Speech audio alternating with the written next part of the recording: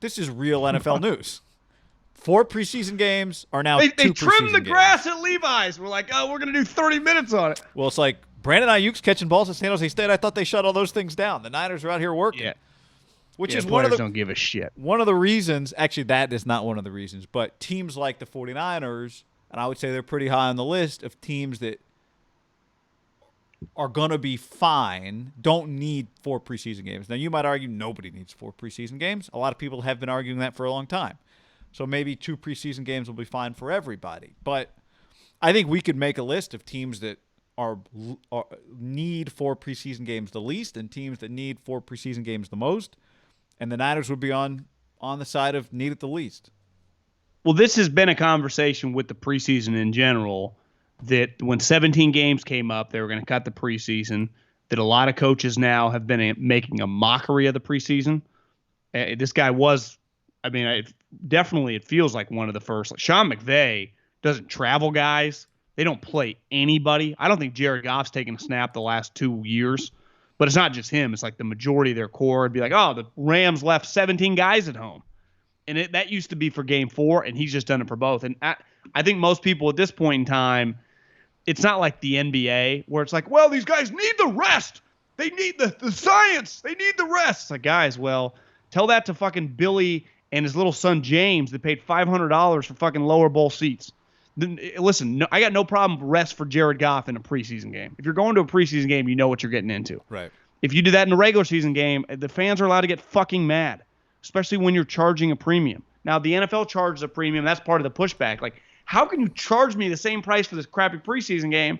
And I think even the consumer knows, well, it's just part of the deal for me to get the other 8 tickets. It sucks. It's holding you ransom is what it is. It's kidnapping. Yeah, there's nothing you can do. And I think the fair move in general, the more and more these teams don't try, just get rid of it.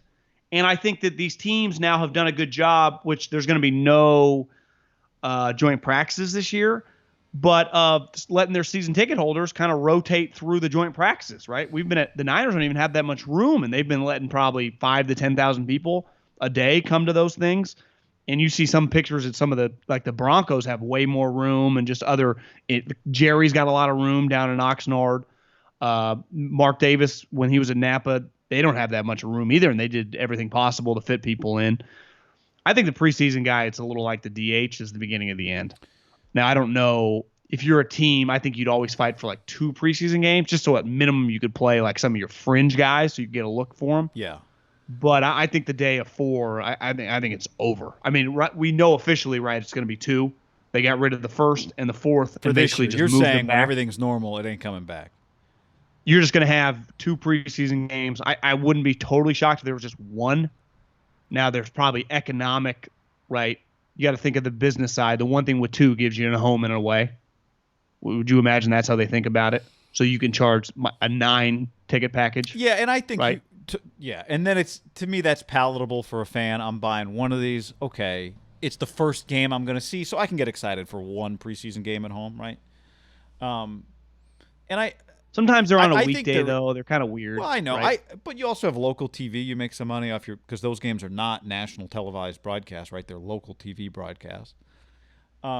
But I also think you can justify. You tell me. Like, I think as a coach, you can justify. I want to see. One game is not enough for me to see everything I want to see. Like when you watch Hard Knocks, one thing that's really apparent is for guys trying to make the roster in 4 preseason games. There's not that many snaps for those guys, right? You'll go through 4 games and somebody might get 6 snaps and then they're cut. You're like, well, that was your shot. You put it on tape in practice. One thing I do wonder this. For teams that are going to be good or are supposed to be good, right? So the teams that – it's one thing if you are the Jags and you're not going to be that good this year. Do you like how they're the number 1 team? Like when you're just thinking of a shitty team, you're like, the Jags. Well, it fits branding-wise. They just always, by and large, they've been bad as an organization. And now they're, like, basically trying to get Trevor Lawrence, it seems like. They just gave away Nick Foles, even though they have to pay, they got all this dead money now. But anyway, if you're a team like them, injuries, whatever, you're just going to be bad. But I think teams that are supposed to be good, like the 49ers, for example, the less stuff that you do before the season starts, the less chance of injury you have, because I do think we're going to have, I hate saying it, but I think we're going to have some weird injuries coming off of just this weird offseason, the way we did after the lockout in 11. Just the less opportunities you have for somebody to have something go wrong, the better. Just get to the season. And if somebody gets hurt in the season, that'll happen too, but let's just get to the season. So, now what about like the Niners, Trent Williams, or new player, Tom Brady, the Bucks? Well, see, to me, there's like Trent Williams. This is why it's a seamless addition. He knows the offense. Kyle coached him, so he knows the terminology.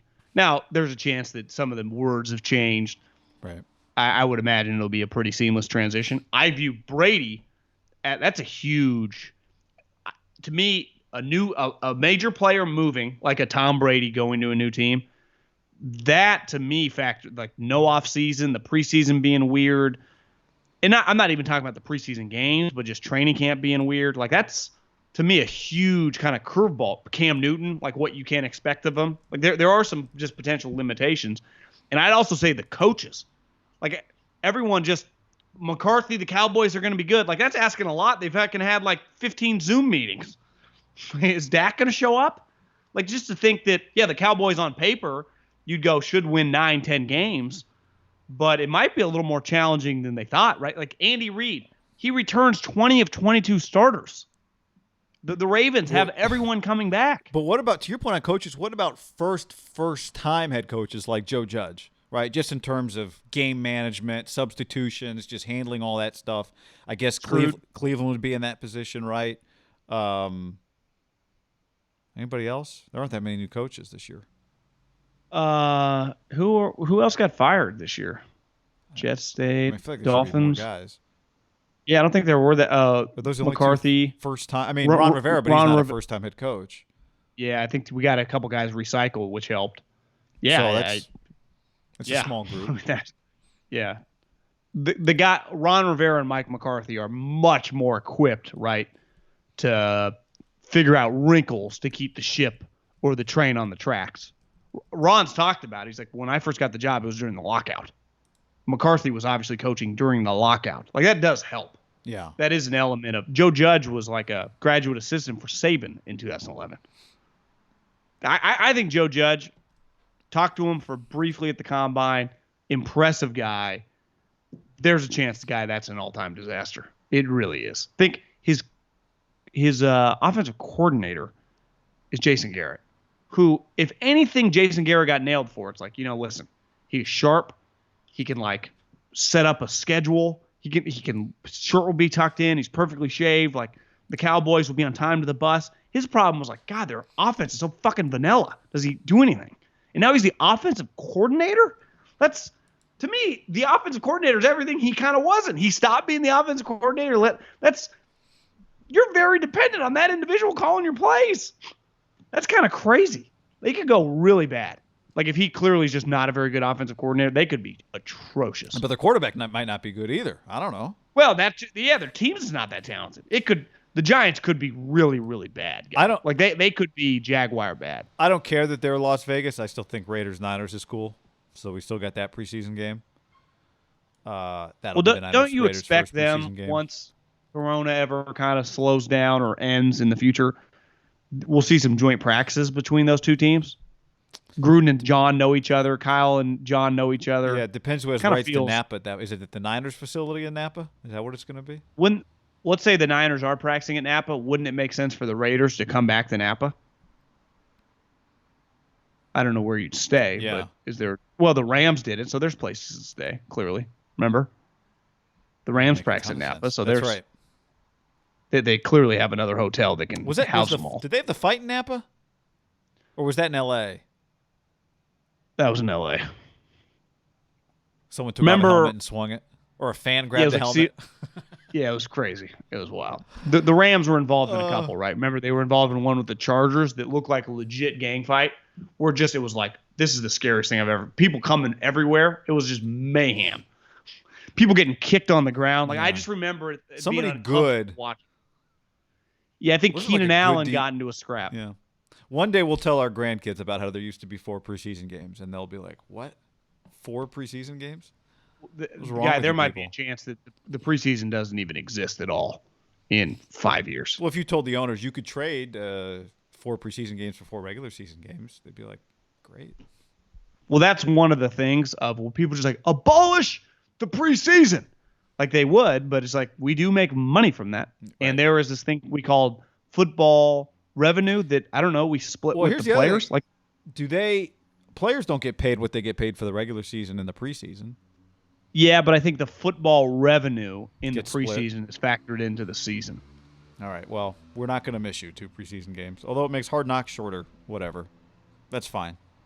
No, but there's practice stuff. I mean, like the practice stuff's pretty good. The games is actually kind of the worst part. You could argue it is.